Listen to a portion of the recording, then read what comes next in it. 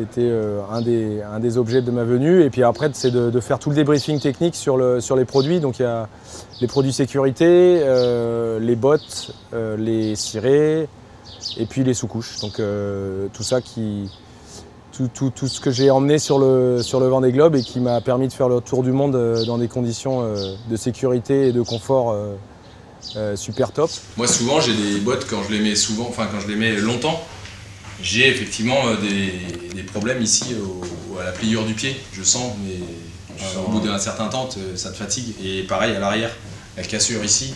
Alors que sur ces bottes là j'ai jamais eu cette sensation là. Donc c'était vraiment hyper agréable et du coup la souplesse ça joue vachement là-dessus. Non franchement j'ai été bien.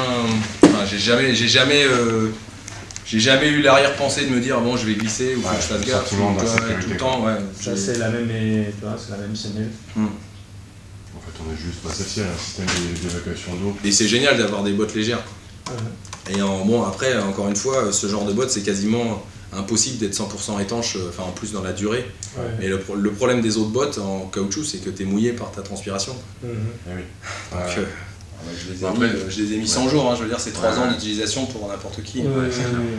Mais même plus parce que il n'y a pas beaucoup dans la moyenne de nos pratiquants, il n'y a pas beaucoup qui fait 30-40 jours à l'année des bateaux.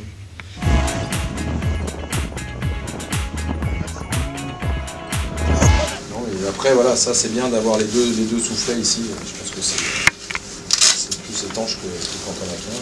Les pattes sont à la bonne longueur, elles sont, enfin ça va. Moi ça m'a jamais irrité le tissu là, je sais pas ce que c'est, vraiment l'élastomère. Là, donc là on a vu que ici ça avait frotté.